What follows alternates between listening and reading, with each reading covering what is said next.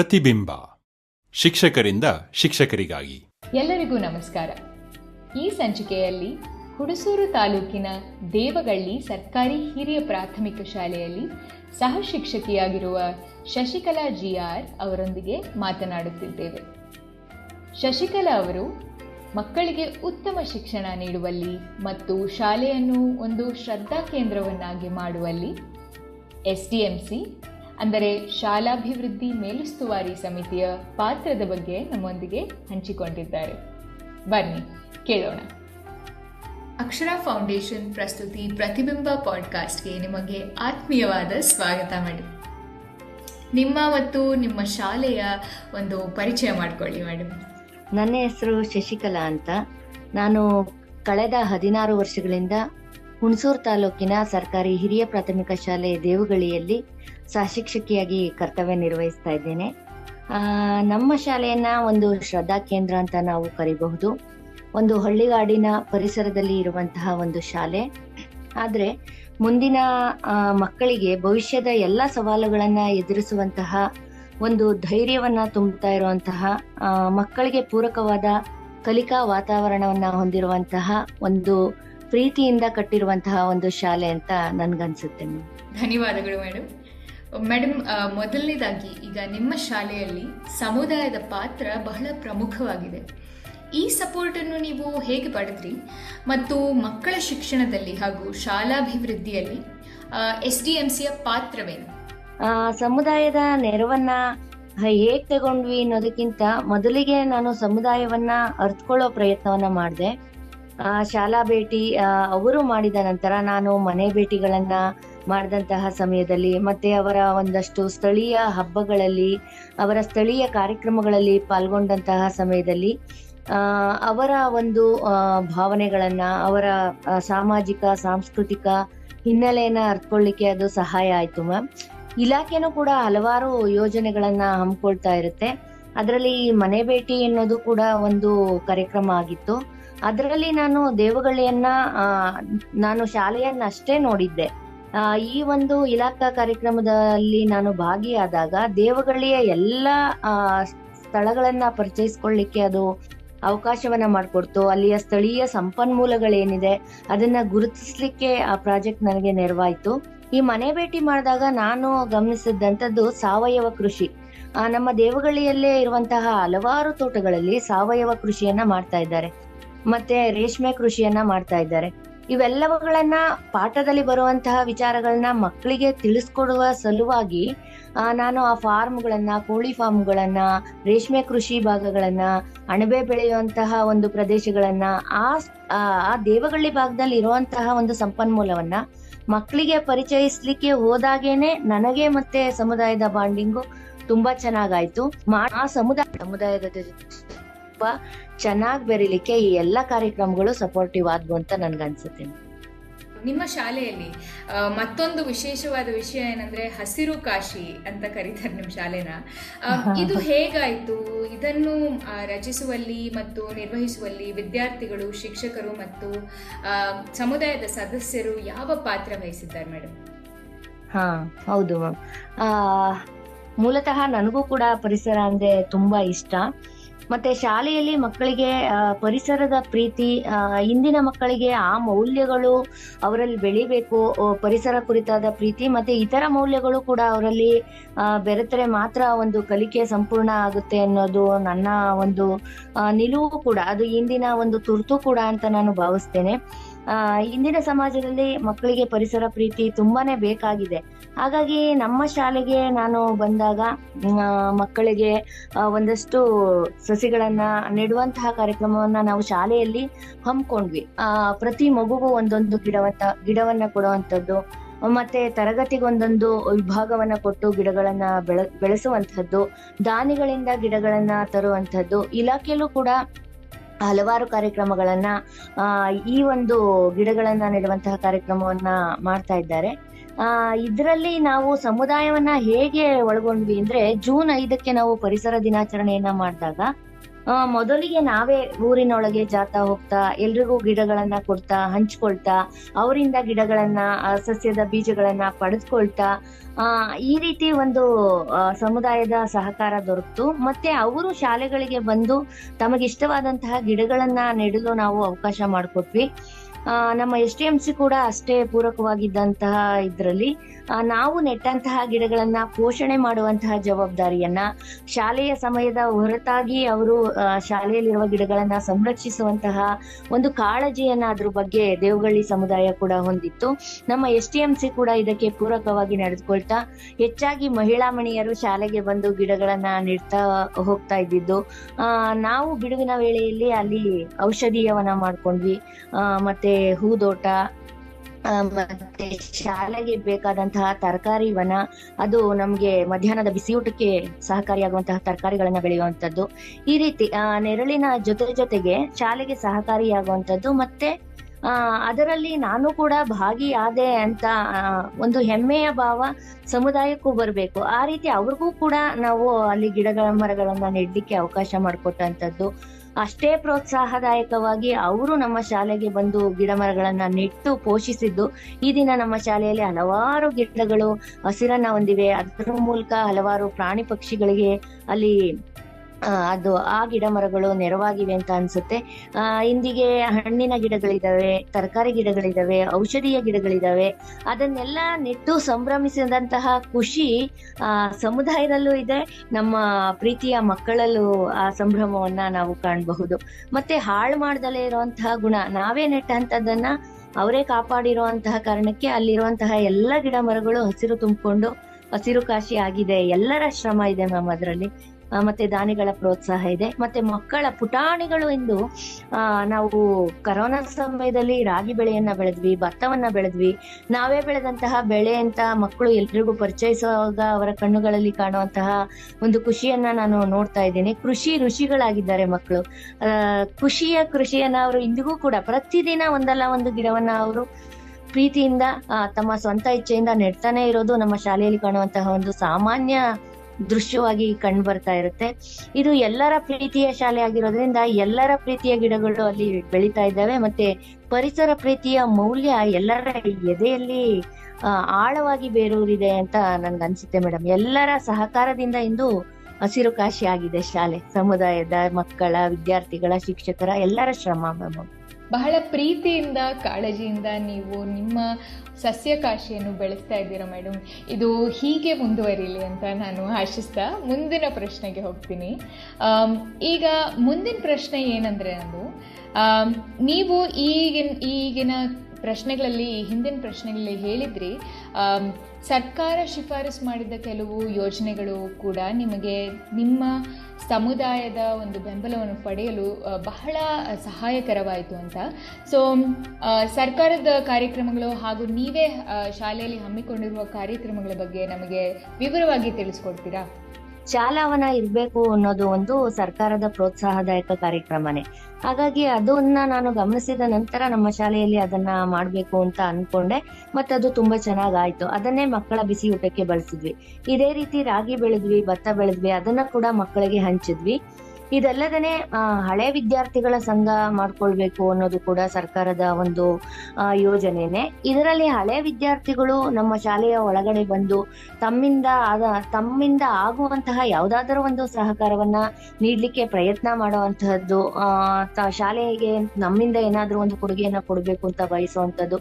ಅದು ಶ್ರಮದಾನ ಕೂಡ ಆಗಿರ್ಬೋದು. ಶನಿವಾರದಂದು ಅವರು ಬಂದು ಶ್ರಮದಾನವನ್ನ ಕೂಡ ಮಾಡಬಹುದು. ಅದರ ಜೊತೆಗೆ ಯಾವುದೇ ಕಾರ್ಯಕ್ರಮ ಆದ್ರೂ ನಾವು ಸ್ಥಳೀಯ ಸಮುದಾಯವನ್ನ, ಗ್ರಾಮ ಪಂಚಾಯಿತಿಯನ್ನ, ಮತ್ತೆ ಆ ಸ್ಥಳೀಯ ಭಾಗದ ಸಹಕಾರ ನೀಡುವಂತಹ ಯಾವುದೇ ದಾನಿಗಳನ್ನ ನಾವು ಬಳಸ್ಕೋಬಹುದು ಅಂತ ಸರ್ಕಾರ ನಮ್ಗೆ ಏನು ಸೂಚನೆಗಳನ್ನ ಕೊಡುತ್ತೆ. ಅದರಿಂದ ನಮ್ಗೆ ತುಂಬಾನೇ ಸಹಕಾರ ಆಗ್ತಾ ಇದೆ ಮ್ಯಾಮ್. ಯಾಕಂದ್ರೆ ಗ್ರಾಮ ಪಂಚಾಯತ್ನ ನೆರವು ಅಲ್ಲಿನ ಆ ಭಾಗದ ಸದಸ್ಯರುಗಳು ಶಾಲೆಗೆ ಬೇಕಾದಂತಹ ಮೂಲಭೂತ ಸೌಕರ್ಯಗಳನ್ನ ಒದಗಿಸುವಂತಹದ್ದಾಗ್ಬೋದು, ಅದೆಲ್ಲವನ್ನ ಗಮನಿಸ್ಲಿಕ್ಕೆ ಅವರು ಶಾಲೆಯ ಒಳಭಾಗಕ್ಕೆ ಬರಬೇಕು. ಈ ರೀತಿಯ ಹಲವಾರು ಕಾರ್ಯಕ್ರಮಗಳಲ್ಲಿ, ಜಯಂತಿ ಆಚರಣೆಗಳಲ್ಲಿ, ಮತ್ತೆ ರಾಷ್ಟ್ರೀಯ ಕಾರ್ಯಕ್ರಮಗಳಲ್ಲಿ ಅವರು ನಮ್ಮ ಜೊತೆ ಬೆರೆಯೋದ್ರಿಂದ ನಮ್ಮ ಶಾಲೆಯ ಬಗೆಗಿನ ಅವಶ್ಯಕತೆಗಳನ್ನ ಗುರುತಿಸ್ಲಿಕ್ಕೆ ಅಥವಾ ನಾವು ಮಾಡ್ತಾ ಇರುವಂತಹ ಕಾರ್ಯಕ್ರಮಗಳನ್ನ ಗುರುತಿಸಿ ಪ್ರೋತ್ಸಾಹ ನೀಡ್ಲಿಕ್ಕೆ ಇದು ಸಹಕಾರಿಯಾಗುತ್ತೆ. ಉದಾಹರಣೆಗೆ ನಮ್ಮ ಶಾಲೆಯಲ್ಲಿ ವಿಜ್ಞಾನ ಹಬ್ಬ ಅಂತ ಮಾಡಿದಾಗ ನಾವು ಗ್ರಾಮ ಪಂಚಾಯತ್ ಅವ್ರನ್ನ ಅಲ್ಲಿನ ಸ್ಥಳೀಯ ಸಮುದಾಯವನ್ನ ಪೋಷಕರನ್ನ ನಾವು ಕರೆದಾಗ ಪೋಷಕರು ಮಕ್ಕಳು ಏನನ್ನ ಕಲಿತಾ ಇದ್ದಾರೆ ಅನ್ನೋದನ್ನ ಗುರುತಿಸ್ತಾರೆ. ಮಕ್ಕಳು ಏನೆಲ್ಲ ವಿವರಣೆಯನ್ನ ಕೊಡ್ತಾ ಇದ್ದಾರೆ, ಯಾವ ಮಟ್ಟದ ಕಲಿಕೆ ಆಗ್ತಾ ಇದೆ, ಮತ್ತೆ ಇಲ್ಲಿನ ಸಂಪನ್ಮೂಲಗಳೇನಿದೆ, ನಮ್ಮಿಂದ ಏನು ನೆರವು ಅಗತ್ಯ ಇದೆ, ಮತ್ತೆ ಈ ಶಾಲೆಯ ಸ್ಥಿತಿಗತಿಗಳೇನು ಅನ್ನೋದನ್ನ ಅರಿತಾರೆ. ಮತ್ತೆ ಶಿಕ್ಷಕರೊಂದಿಗೆ ಬಾಂಡಿಂಗು ತುಂಬಾ ಚೆನ್ನಾಗಾಗುತ್ತೆ. ನಾವು ಪೋಷಕರಿಗಾಗಿನೇ ರಂಗೋಲಿ ಸ್ಪರ್ಧೆ, ಆಟೋಟ ಸ್ಪರ್ಧೆಗಳನ್ನ ಕೂಡ ಶಾಲಾ ಹಬ್ಬ ಅಂತ ಮಾಡಿ ಆಯೋಜಿಸಿದ್ವಿ.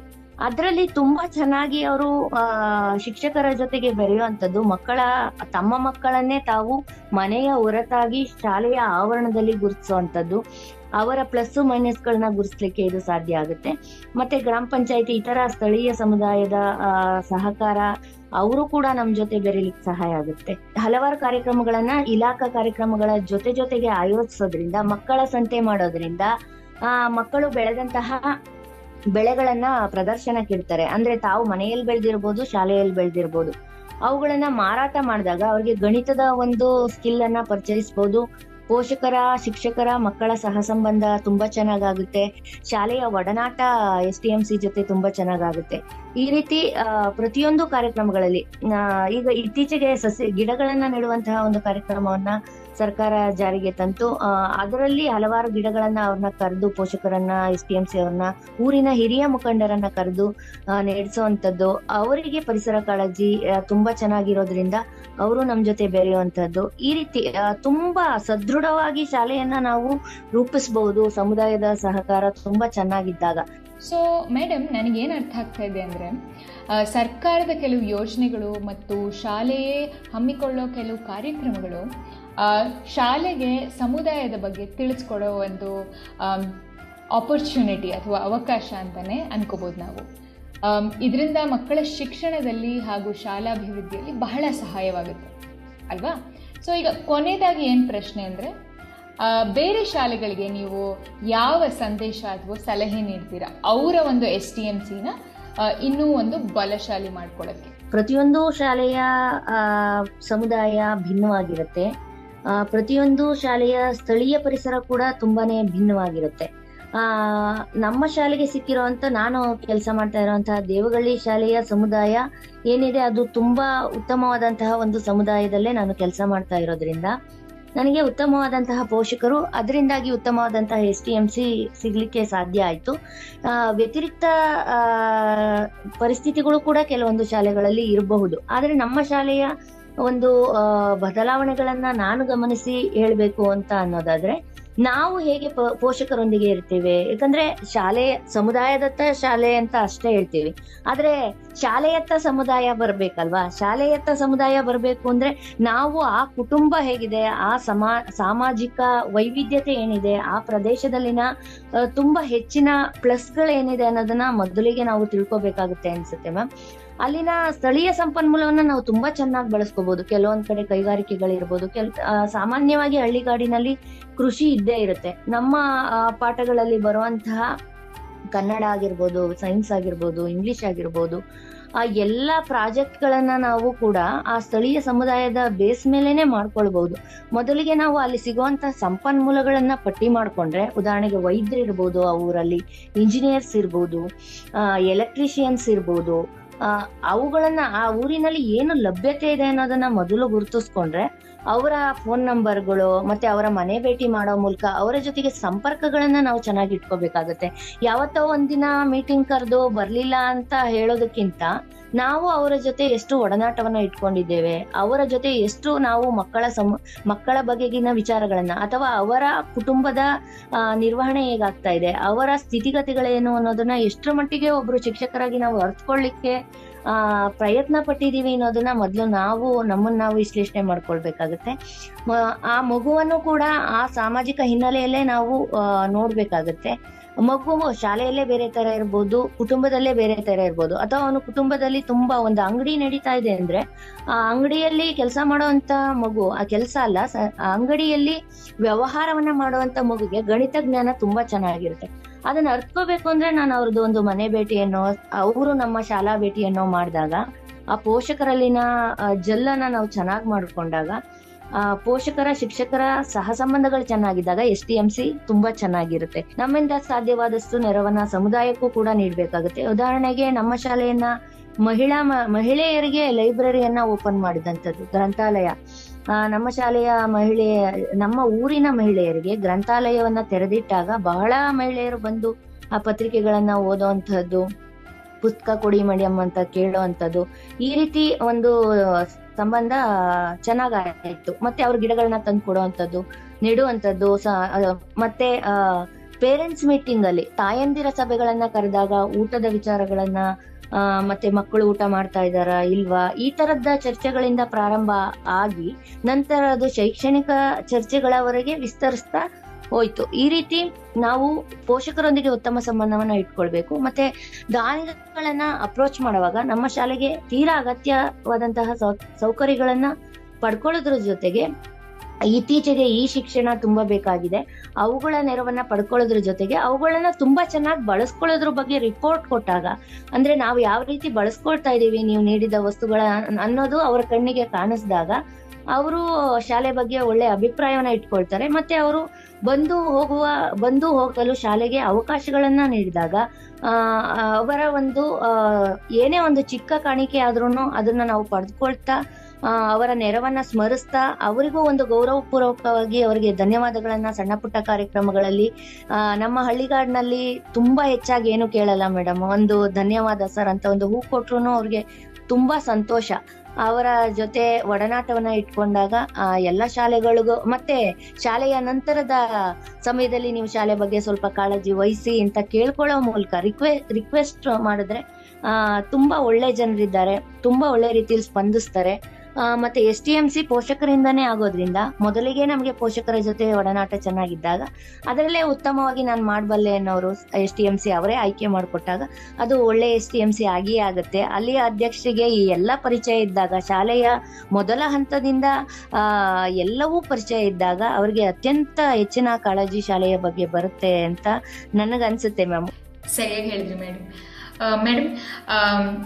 ನೀವು ನಿಮ್ಮ ಶಾಲೆಯಲ್ಲಿ ನಡೀತಾ ಇರುವ ಕೆಲಸಗಳು, ಬೇರೆ ಬೇರೆ ಒಂದು ಐಡಿಯಾಸ್ ಇರ್ಬೋದು, ಅಥವಾ ಹೇಗೆ ನೀವು ಮಕ್ಕಳಲ್ಲಿ ಪರಿಸರದ ಬಗ್ಗೆ ಒಂದು ಕುತೂಹಲ ಮತ್ತು ಕಾಳಜಿ ಮತ್ತು ಪ್ರೀತಿಯನ್ನು ಹೇಗೆ ನೀವು ಬೆಳೆಸ್ತಾ ಇದ್ದೀರಾ, ಮತ್ತು ಸಮುದಾಯವನ್ನು ಹೇಗೆ ನೀವು ನಿಮ್ಮ ಶಾಲೆಯ ಪ್ರತಿಯೊಂದು ಕಾರ್ಯಕ್ರಮಗಳಲ್ಲೂ ಇನ್ವಾಲ್ವ್ ಮಾಡ್ಕೊಳ್ತಾ ಇದ್ದೀರಾ ಅನ್ನೋದನ್ನು ಕೇಳಿ ನಮಗೆ ಬಹಳ ಸಂತೋಷ ಆಯಿತು.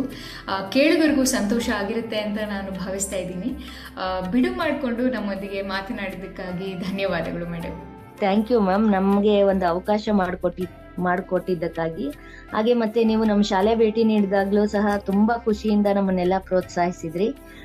ಪ್ರತಿಬಿಂಬ ಪಾಡ್ಕಾಸ್ಟ್ಗೆ ಮತ್ತೆ ಅಕ್ಷರ ಫೌಂಡೇಶನ್ ಈ ಒಂದು ಕಾರ್ಯಕ್ರಮ ತುಂಬಾ ಶಿಕ್ಷಕರಿಗೆ ತಲುಪ್ತಾ ಇದೆ, ನಮ್ಮೆಲ್ರಿಗೂ ಸ್ಫೂರ್ತಿದಾಯಕವಾಗಿದೆ, ಪ್ರೋತ್ಸಾಹದಾಯಕವಾಗಿದೆ ಅಂತ ಹೇಳ್ತಾ ನಮ್ಮನ್ನ ಆಯ್ಕೆ ಮಾಡಿಕೊಂಡು ಒಂದು ಅವಕಾಶ ಮಾಡಿಕೊಟ್ರಿ. ತುಂಬಾ ಥ್ಯಾಂಕ್ಸ್ ಮ್ಯಾಮ್.